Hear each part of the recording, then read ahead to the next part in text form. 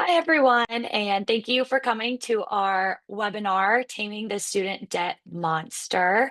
We are glad to have you. If everyone wants to go ahead and throw in the chat where you are from, we will do that for a few minutes before we get started.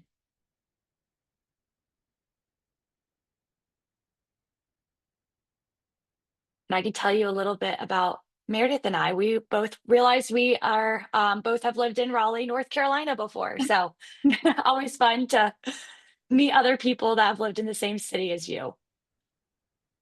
Cool. So it looks like we have people from all over Maryland, Wisconsin, Seattle, New York, Indiana, Sacramento. Wow, lots of people. Mm-hmm. And to answer your question, Nicole, this is recorded and we will share the recording afterwards.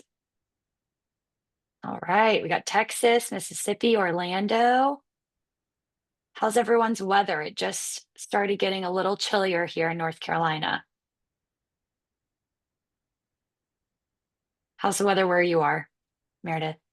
Yeah, it just started getting chilly here. I'm in Richmond, Virginia, so not too terribly far from Sarah. Oh, first frost in Ohio. Okay. A lot of raining. Yep. Heard that from some coworkers. All right. Texas, I'll be there this weekend for one of our CEs. I think it's still nice and hot there. Oh, rainy and cold. Georgia, beautiful weather. I don't doubt that. Perfect humidity. Yep. The humidity here has been Mhm. really nice lately too. So we like that. Yeah. All right. Well, as more people keep trickling in, we will go ahead and get started. So I will hand it off to Dr. Meredith Jones with her webinar on taming the student debt monster. All right, awesome. All right, thanks, Sarah. And so we are gonna chat about all the new updates with student loans tonight, and I'm going to start out with just some general topics regarding student loans, and then we're going to get into what's new, what's next after save, and all of those things. So just to tell you a little bit more about me to get started. So I graduated from NC State in 2008, and I practiced as an emergency veterinarian for a long time, like over 12 years past my internship, and I became a really big money nerd while I was paying off my student loans and started taking some financial courses. And I started a few projects in the vet field related to personal finance. And so I started the Debt Free Vets Facebook group. So some of you may be joining us from there. And I started the Veterinary Financial Podcast. And so we still have episodes going every other week with that. Also ran the Veterinary Financial Summit during COVID. We had 4 virtual conferences. And I transitioned over the last few years into student loan planning and financial planning for veterinarians and started my own financial planning firm actually this year called All Vet Financial. And yes, my podcast is on Spotify. So, all right, cool. Yeah, I'm seeing questions here as they come in on the chat. So, all right, awesome. So, I'm just going to get right into it here. And so let's start with just a general rule for how to treat your student loans. And so you may have heard about debt to income ratio. And so when I talk about debt to income ratio, what I mean is the ratio between your student debt and your income. And so if you have a student loan balance that is less than your annual income, then it's likely that you're going to be just really aggressive and just pay those loans off as quickly as possible. Now, most veterinarians are not in that category where they have a student loan balance that's less than their annual income. And so then we have these other categories that are a lot more common. And so if you have a student loan balance that is greater than 2 times your annual income, then you're likely to take a more passive approach to student loan repayment and just pay the minimum on your student loans, sign up for an income-driven repayment plan, and go for forgiveness with your student loans. If you have a balance that's between 1 times your annual income and twice your annual income, it depends. So you may end up going for income-driven repayment and going for forgiveness, or depending on your career goals, depending on family goals, other aspects of your finances, you might decide to pay the loans off more aggressively. And a lot of what I'm going to be talking about is very dependent on your personal situation, which is why we talk about doing student loan calculations and possibly getting a student loan consult, because what your strategy is going to be very tailored to your personal situation. There's no one size fits all plan for student loans. Okay, so we'll start with just talking about some of the different types of student loans. And so most veterinarians borrowed federal student loans, so unsubsidized loans, graduate plus loans. There are a few vet schools and probably a growing number actually of vet schools that offer health professions student loans as well. Not everybody knows that those are actually federal loans as well, but they kind of go through the school. So when you're in school, it seems like they come from the school, but they're actually federal student loans as well. Private student loans are the ones that come from a company or come from a bank, and those are the ones that are not eligible for income-driven repayment and forgiveness, and so that's important to note. All right, and so for student loans, there are a lot of different repayment plans, and I'm going to talk about that tonight.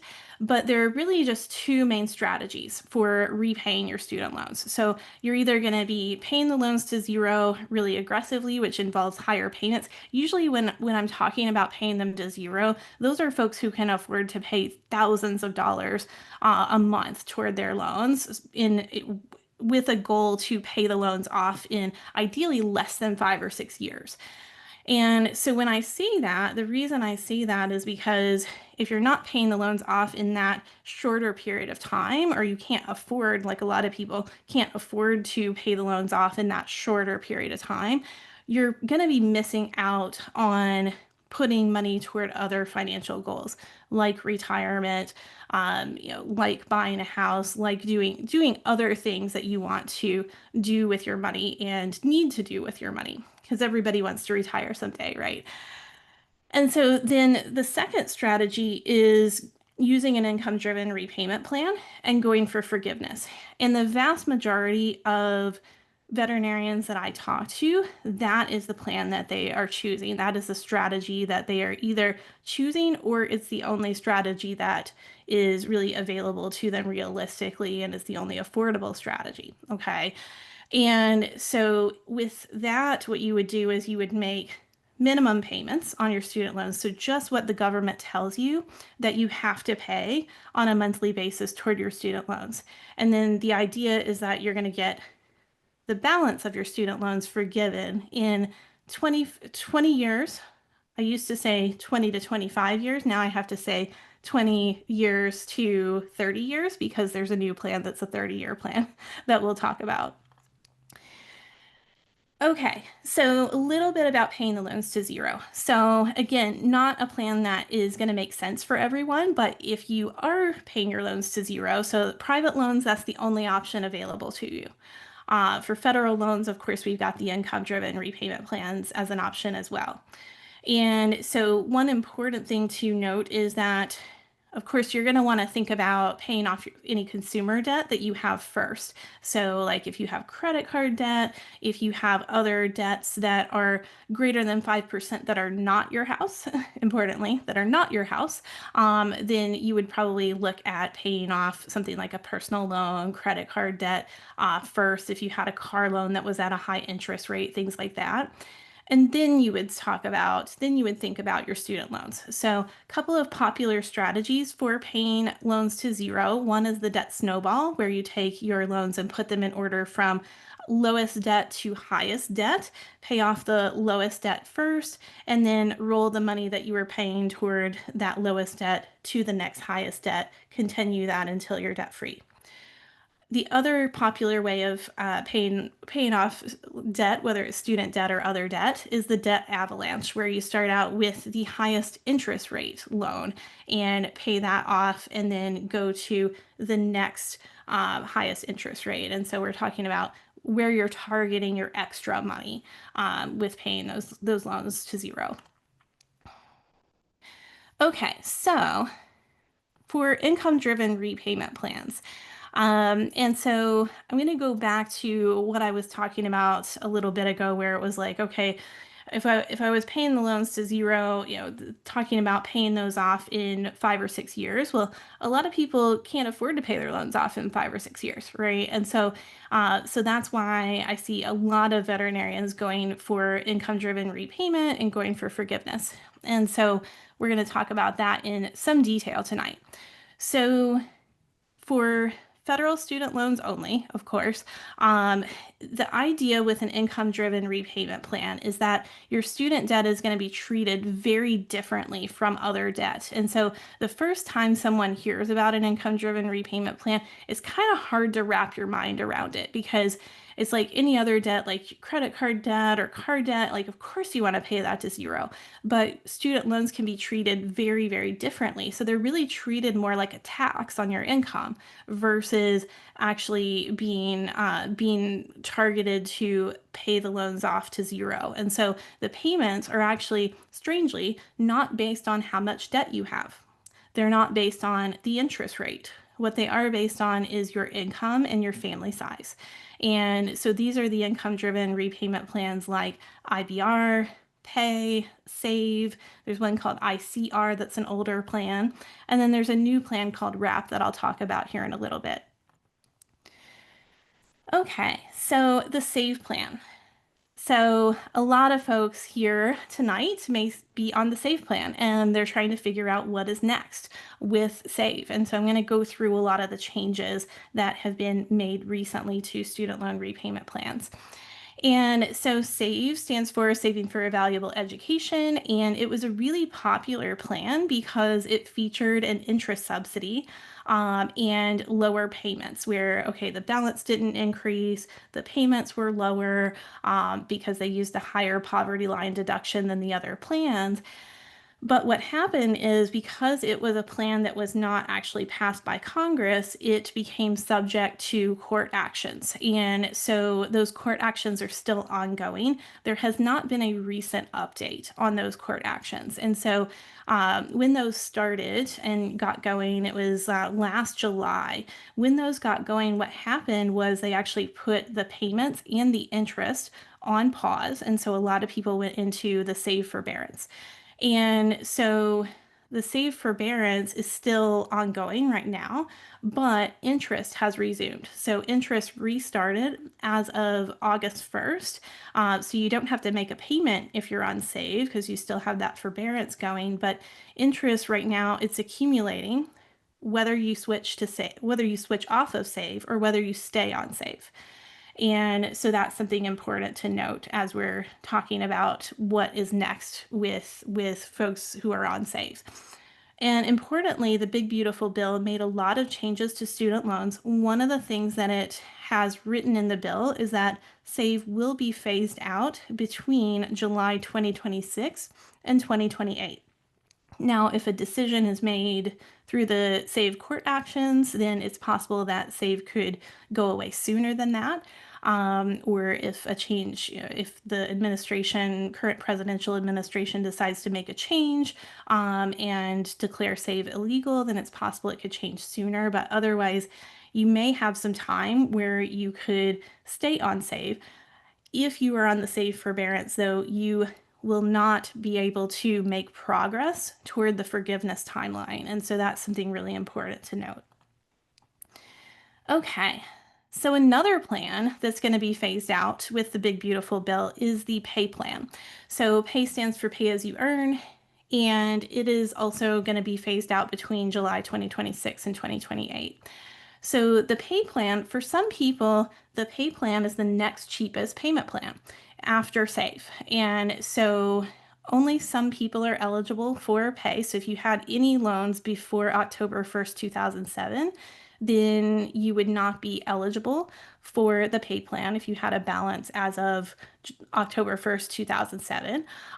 So it's not something that everyone can enroll in, but it is something that if if you are eligible for pay, but you're not eligible for the new version of IBR, which I'm going to talk about on the next slide, then you may be in that kind of window between where you borrowed your first loan between 2007 and 2014.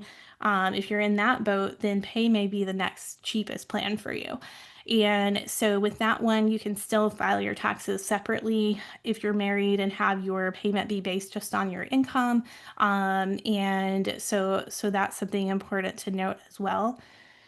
The IBR plan. So I know there's a lot of text on this slide, but I'm gonna spend some time going through this plan because IBR is a plan that was actually passed by Congress.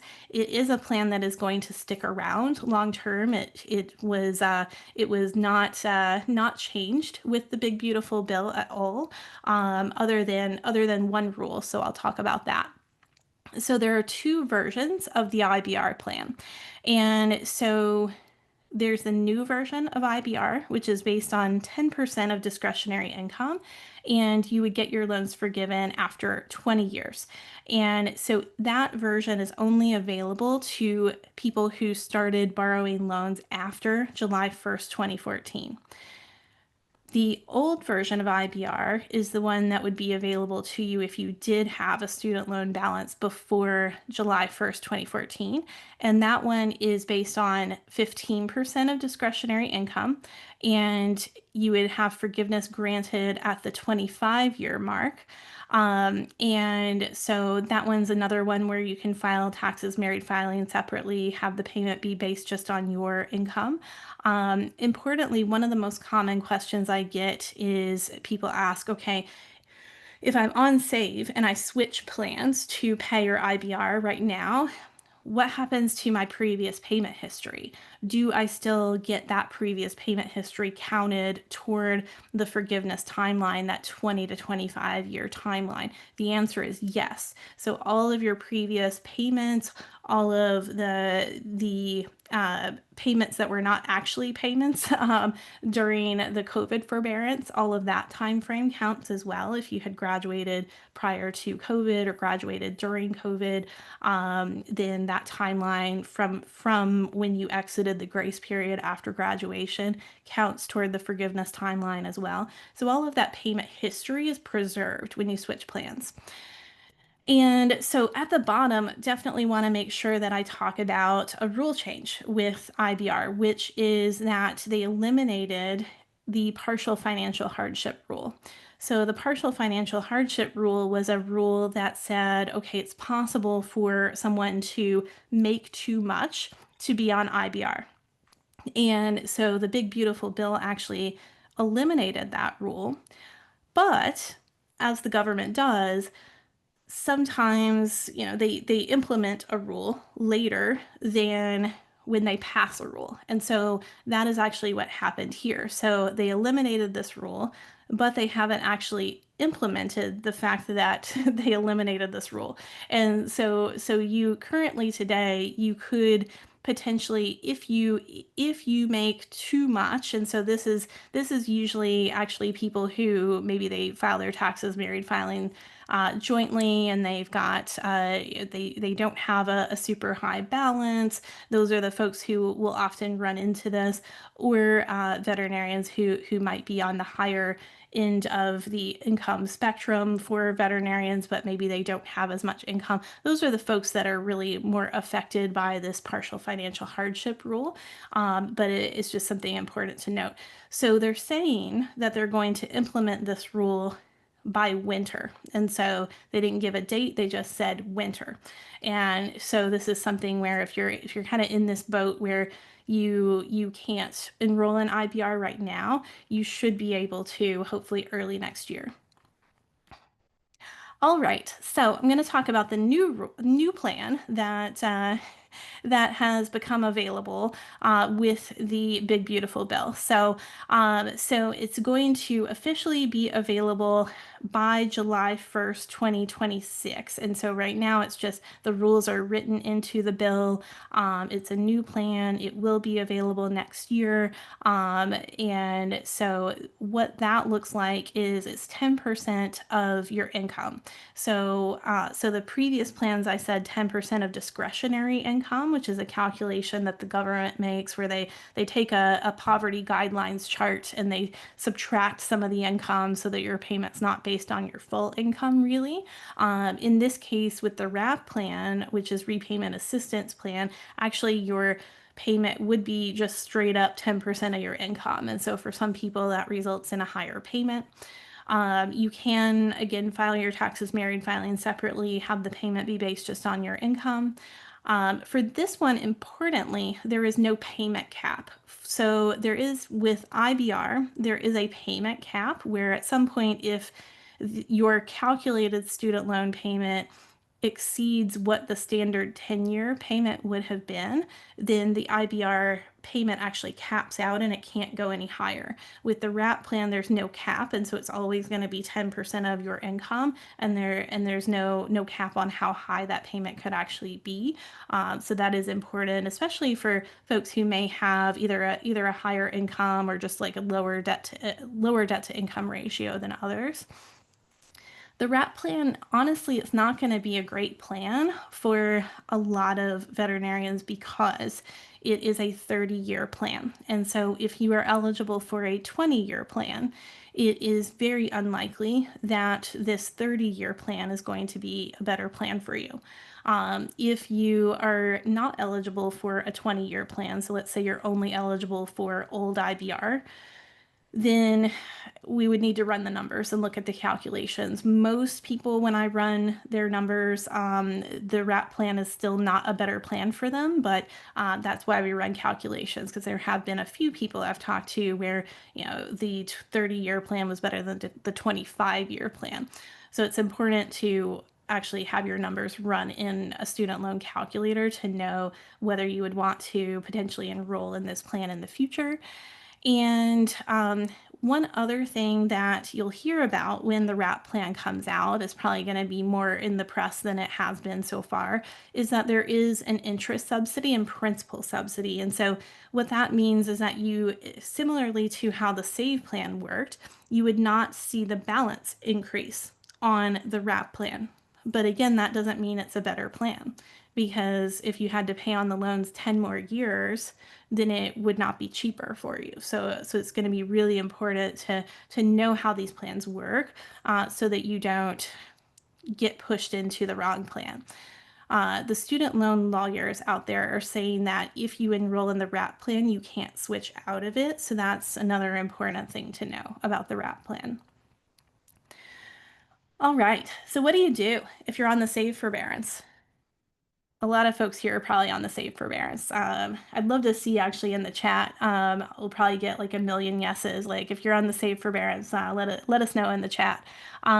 So what to do? Yeah, we're getting some yeses rolling in here. Yeah. Yep, lots of folks who are on SAVE. So, yeah, so what to do? Okay, so if you started borrowing loans after July 1st, 2014, then you're either going to switch to IBR or the pay plan. And so I think, and I've done a ton of student loan consults recently. And so if you started borrowing after July 1st, 2014, what that means is you're eligible for the new version of IBR, which is a 20-year plan. And so your options right now are to go ahead and switch to that plan, or you could switch to the pay plan, but if you switch to pay, you're going to have to switch plans again in a couple of years because it's going to get phased out. And so there are some student loan consultants out there who are recommending really that everybody who's eligible for pay go ahead and switch into pay because they are worried about what's going to happen when the RAP plan comes out. They're worried that everybody might switch into RAP when it comes out, even though it's a 30-year plan. So the reason they're worried about that is if you, let's say you enrolled in IBR, if you enroll in IBR and then later you switch to the RAP plan for some reason. I say for some reason because it's not the best plan for most people that I've run numbers for. Okay. So if you did that for some reason, your interest would capitalize, meaning that the interest that had accumulated would be added to the principal balance, and then interest would start accumulating on what used to be interest. So that's why they're worried about, people just going ahead and switching to the IBR plan. But honestly, I mean, if it's a 20-year plan and you started borrowing after July 1st, 2014, versus, being worried about having to switch plans later, and then, being worried about, whether to switch to a 30-year plan that's unlikely to be a better plan, you might just switch to the IBR plan. If you borrowed your first loan between October 2007 and July 2014, then switching to pay makes the most sense, because you're in a category where you are not eligible for new IBR. The old IBR plan is going to cost more. The payment's going to be higher. And so you'd switch to the pay plan, which is really only about $100 a month more than what the save plan would have been, except you have to recertify your income when you switch plans. So that's something important to know. Now, if you started borrowing loans before October 1st, 2007, the only plan that's available to you today is the IBR plan. So it's the only plan that you'd be able to switch into. It would be the old version. And so I'm getting this question a lot right here. What if I can't afford the payment? Because the payment, on the old IBR plan, especially, is higher than what people thought they were going to have for a payment on the save plan. And so people say, well, what if I can't afford it? So the answer to that is, I mean, you don't have to switch right now. So if you don't switch plans right now, you won't be able to resume making progress toward forgiveness. But if you can't afford the payment, you can wait for right now. If you have credit card debt, you can pay it down, and focus on that right now. If you just need to have more flexibility in your budget, you can save some money before you switch plans. And just keep in mind that you won't be able to resume that forgiveness timeline until you do switch plans. But all of these plan switches do require that you give them new income information. And so then you will have a payment based on last year's income or this year's income. Okay, so let's talk about current students and future students, because the Big Beautiful Bill made some really important changes to student loans, related to future borrowers, and future borrowers including current students, because they're going to be borrowing more, most likely. So the Big Beautiful Bill adds a $200,000 borrowing cap for future vet students. Current vet students and also vet students who are starting vet school this fall, they are not subject to the borrowing cap. If you are a student starting vet school this fall, you will need to make sure that you borrow loans for this first year of vet school, so that you won't be subject to the borrowing cap. So that's really important to know. Students who start vet school after July 1st, 2026, they are going to be subject to this $200,000 cap. And so, unfortunately, that is likely going to mean that most vet students, starting with the class entering school, starting school next year, most of them are probably going to need to borrow private student loans as well. And so the other thing to note is that repayment plan options are limited to the RAP plan or the standard plan if you borrow loans after July 1st, 2026.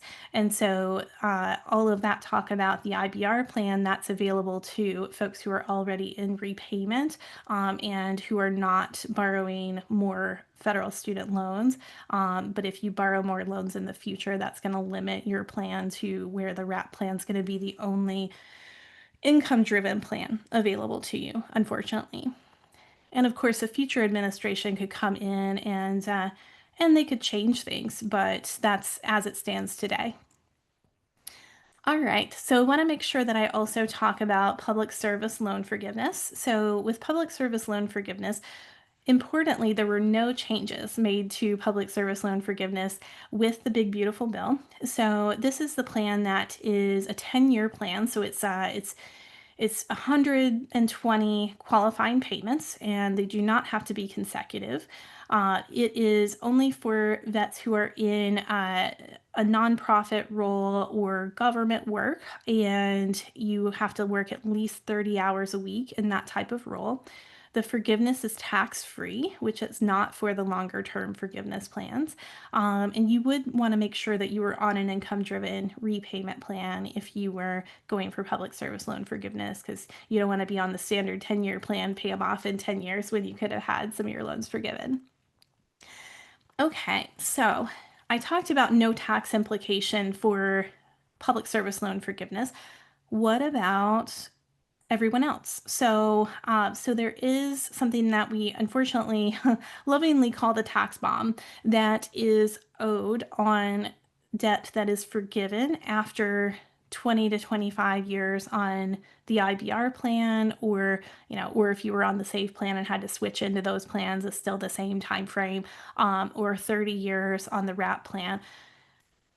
You would have, in the year that that debt was forgiven, your forgiven debt would be treated as taxable income. And so, what would happen, an example of that is if you had $300,000 in loans forgiven, which is not an unusual number, you would have, if let's say you were in a 30% tax bracket, you would have a $90,000 tax bill the following year.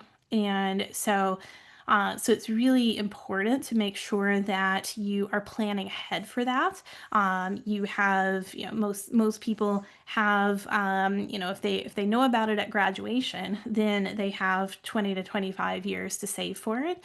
And if you find out about it later, then it's great to start saving for that as soon as possible.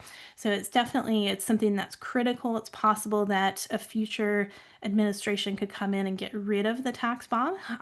Importantly, if anyone gets their loans forgiven through the end of 2025, there's no tax bomb. But starting next year, we do expect that there will be a tax bill related to student loan forgiveness. Okay, so let's talk about negative amortization. So so this is something that is an expected outcome with people who are on IBR or the pay plan. And so what happens is the payments on the loan are less than the interest that accrues on the student loans. And so you find that the remaining amount of interest that's owed is going to be added on, and so what'll happen is that your loan balance overall will increase. And so this is something that is really stressful for people. It's one of the reasons that the SAVE plan was so popular, is because this didn't happen with the SAVE plan. People didn't see their balance go up. At least they weren't supposed to. And so with the IBR plan and the pay plan, you will start to see your balance if you're making minimum payments and you're on an income-driven plan and you're going for forgiveness, your loan balance will go up before it ever comes down.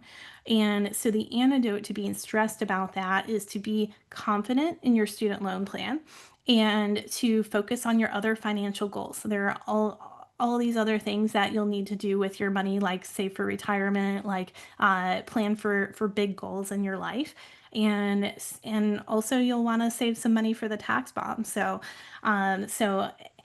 the tax bomb, I didn't talk about how to save for the tax bomb, and I probably should. So, saving for the tax bomb, the way that I recommend saving for that is saving into a brokerage account and investing the money. So, a brokerage account is a non-retirement investment account.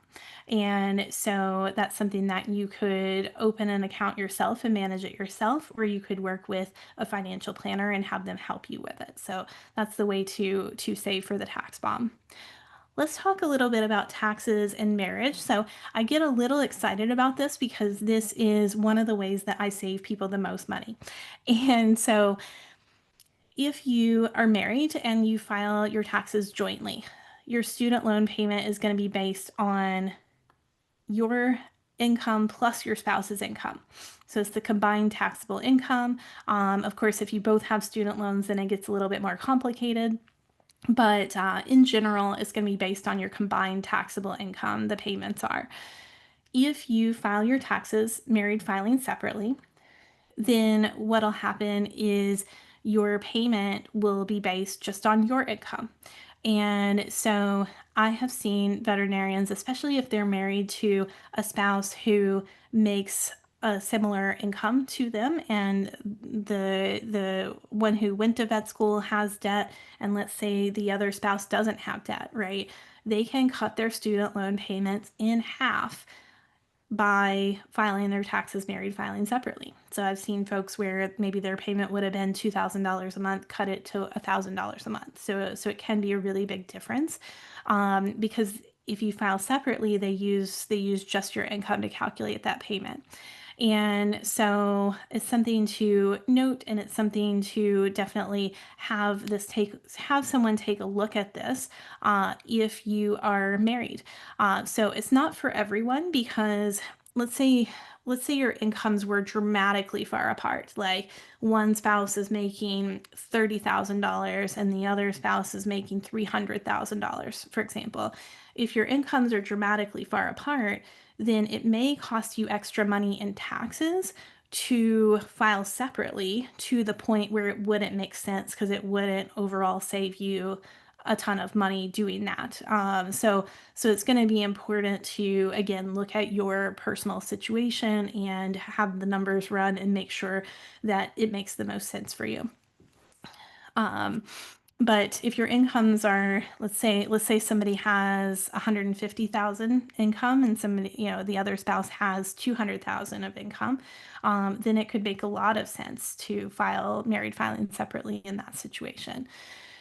One thing to note is that if you file your taxes married filing separately, you cannot contribute directly to a Roth IRA. So you may be able to do a backdoor Roth IRA. There are some other rules associated with that, but you should not be contributing directly to a Roth IRA if you are going to file your taxes married filing separately. And just so you know, too, you can reassess this and change it yearly. So you could file jointly one year, file separately the other year. It just depends on what is more beneficial for you. Okay, community property states. So this is another thing I get excited about because it saves people money. So this also has to do with married filing separately. So if you live in one of these states that are in red here, so Texas, California, lots of the western states are on this list here. You can you can use this thing called the breadwinner loophole. So what they do is, if you file your taxes married filing separately, they do this what's mine is yours, what's yours is mine thing with your incomes. They add your incomes together and divide by two. And so if you are the higher earning spouse and you're the one with the student loan debt, then you could actually have your student loan payment be based on your tax return, and it would actually be less than the income that you make, if your spouse makes less than you do. So it's something really interesting. I've seen cases where long term we could save 150, $200,000 by using the strategy of married filing separately. So it's not just a little bit of money. Over time, it can be a huge amount of money. So it's really interesting.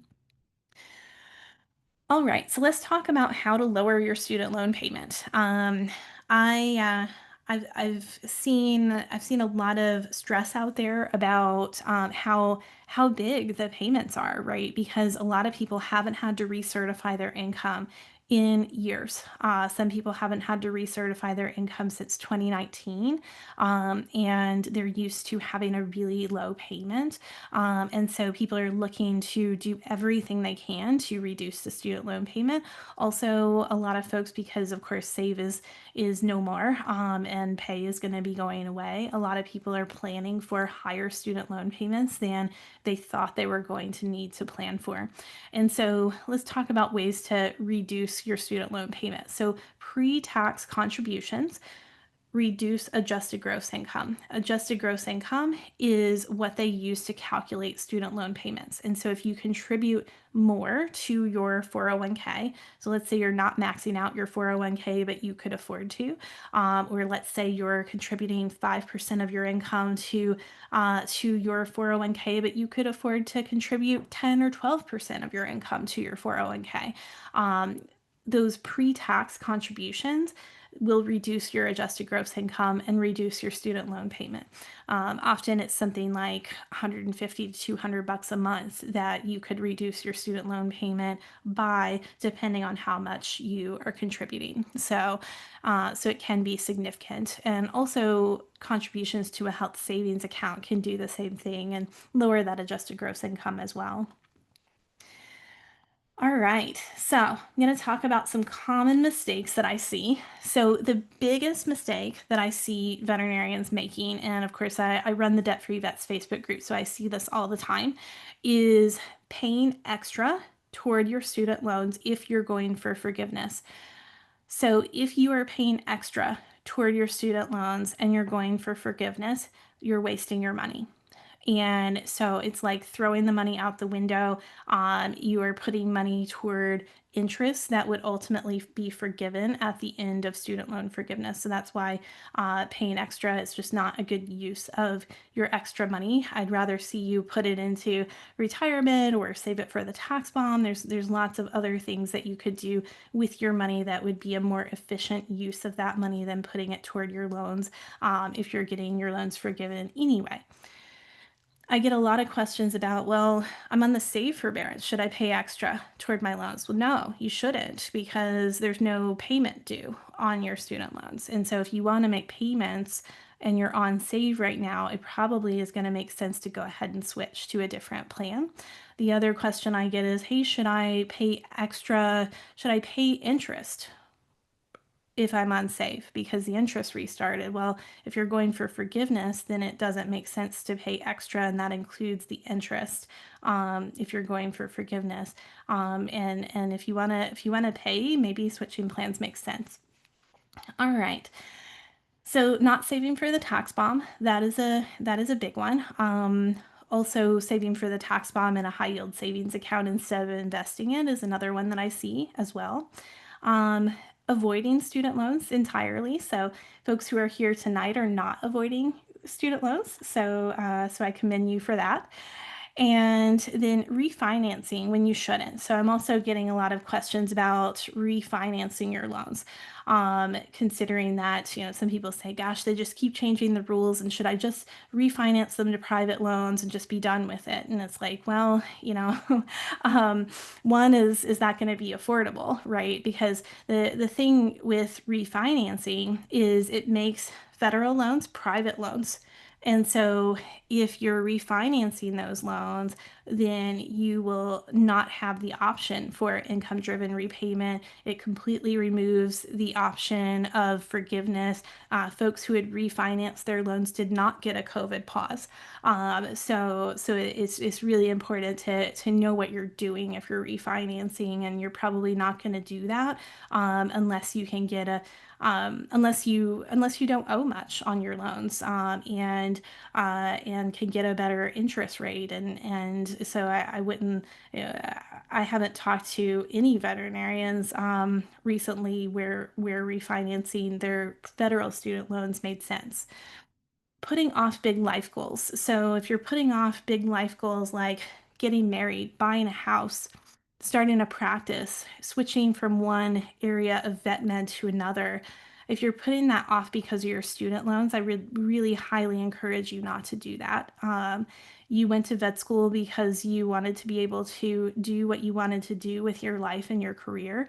And so I don't think you should let student loans dictate what you do with your life or your career.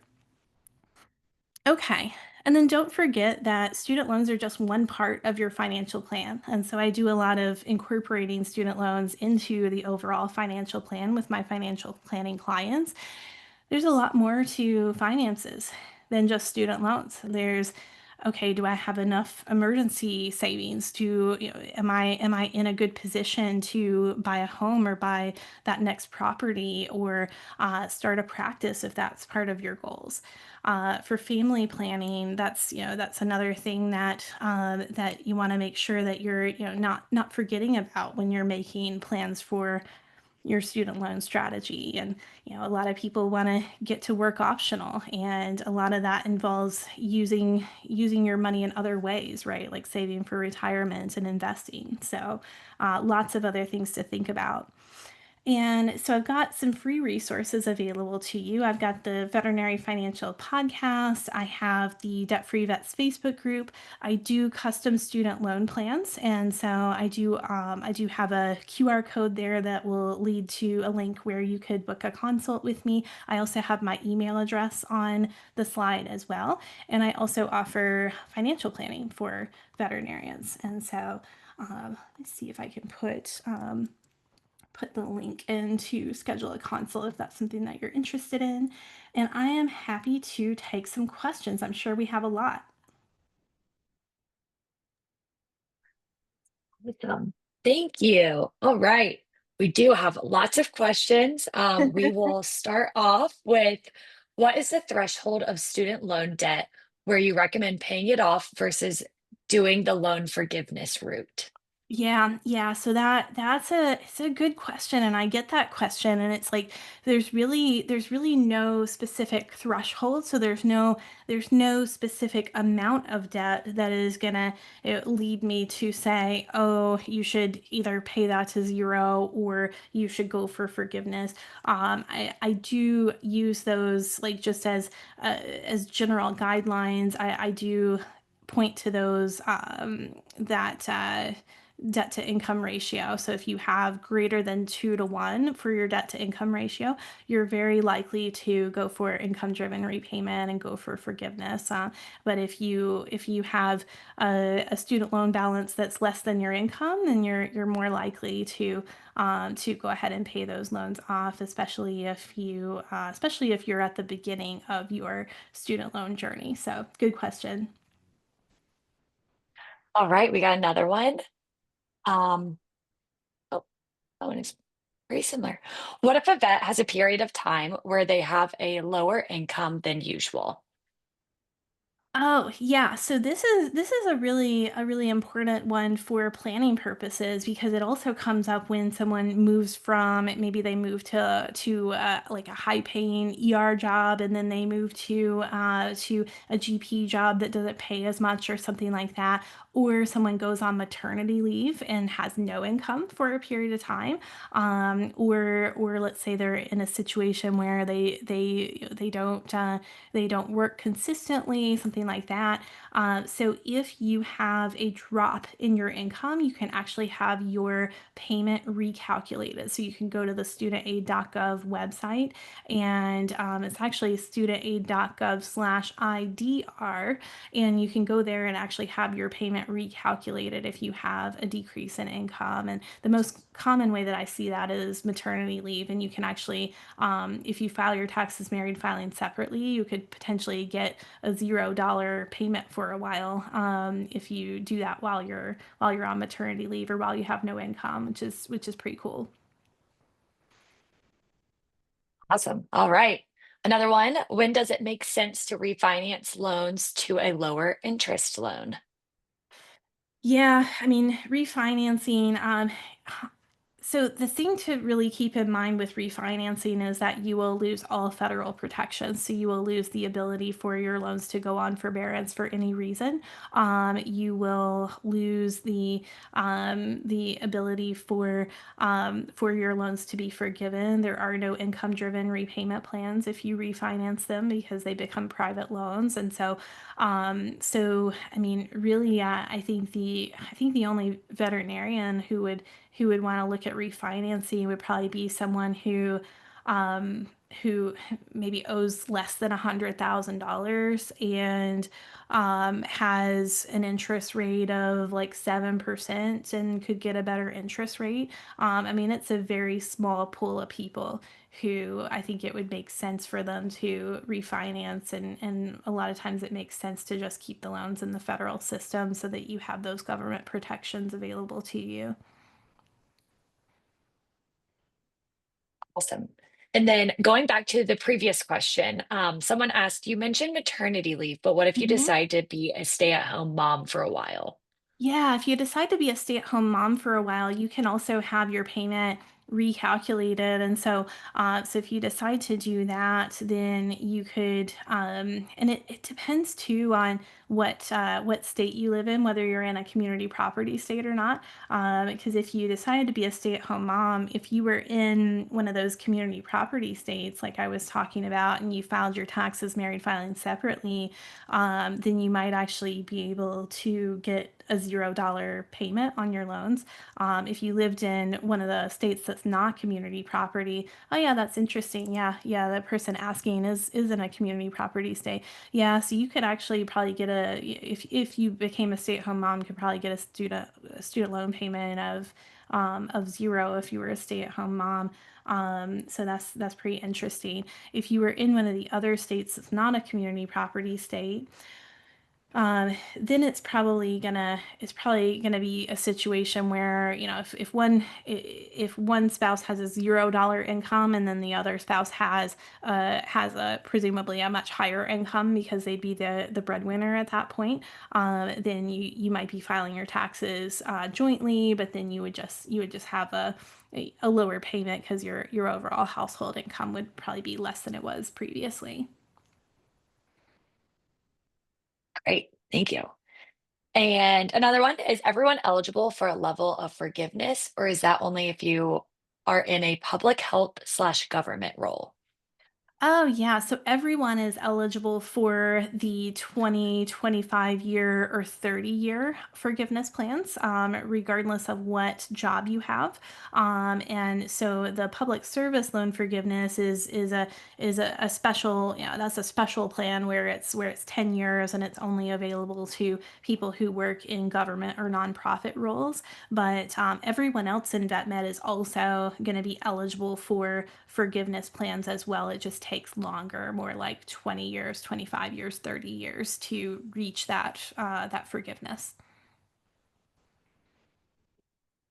Awesome. And then this is one about current students graduating. So, do you have any updates on consolidation of student loans for current students graduating in 2026 and Mhm. how this may impact repayment programs available to us? Oh, yeah. So I don't have any updates on that so far. That is something that we are going to have to monitor very, very closely, because they are saying that, yeah, and this is for the 2026 graduating class. The concern about consolidation is okay if you consolidate your loans and it's after that July 1st, 2026 timeframe, which it probably would be, then are they still going to be eligible for the other repayment plans like IBR, or would they only be eligible for the RAP plan? And so I think with consolidation, we'll have to watch those rules very closely. But I read the whole student loan portion of the big beautiful bill, and as it's written, I highly caution anyone in the 2026 graduating class. At this point, I would caution them with consolidation. It may not be something that is going to be recommended for you, even though for previous graduates, new graduates, it was something that was recommended. Really good question. Awesome. And then we got a lot coming in about that tax bomb. So, I'll start from the top. And you might answer some of these as you go, but the first one is, would you recommend a high yield savings account for the tax bomb?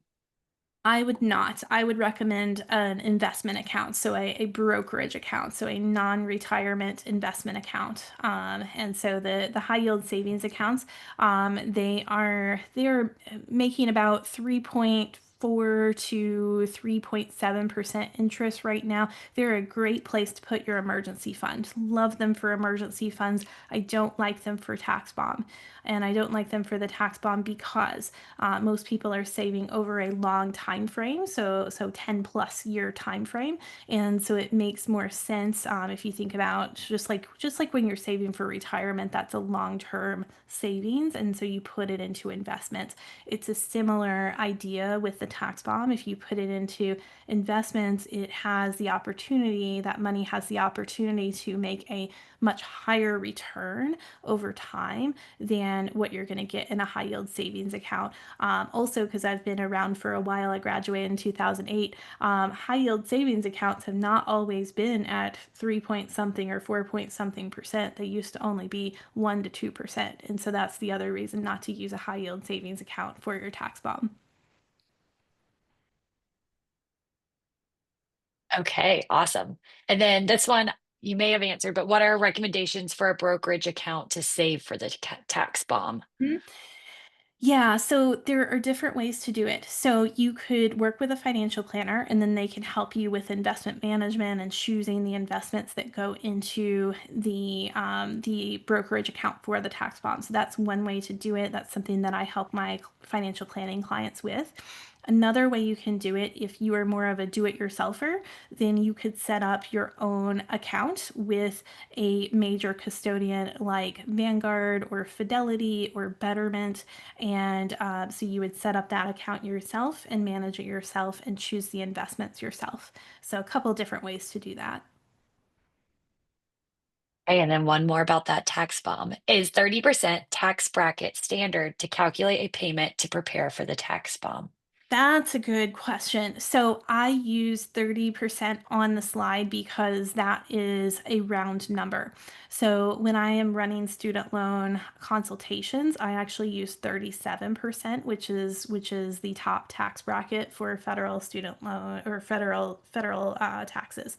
And so I use a higher tax bracket because I want to make sure I'm not underestimating the amount for the tax bomb.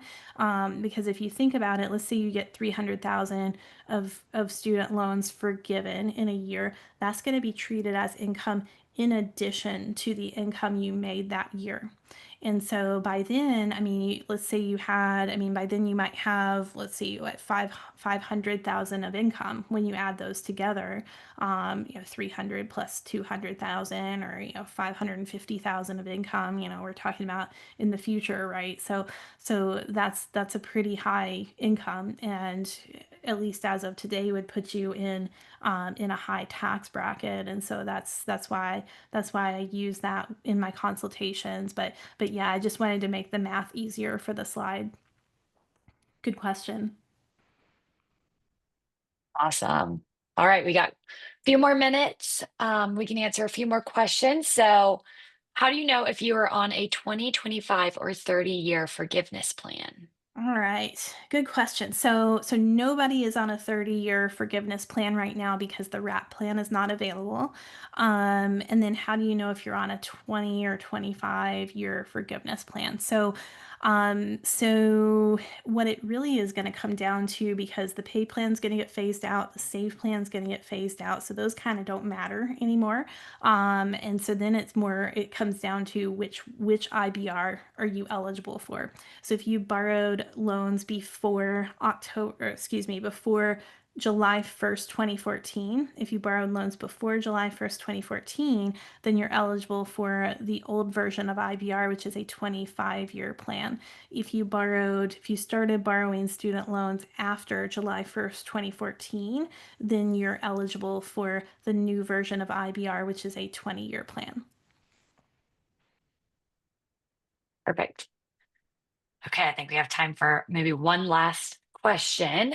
Um, this is a good one, I think, a good general question to ask. When you say Mhm. borrowed your first loan, does this mean undergrad or graduate school?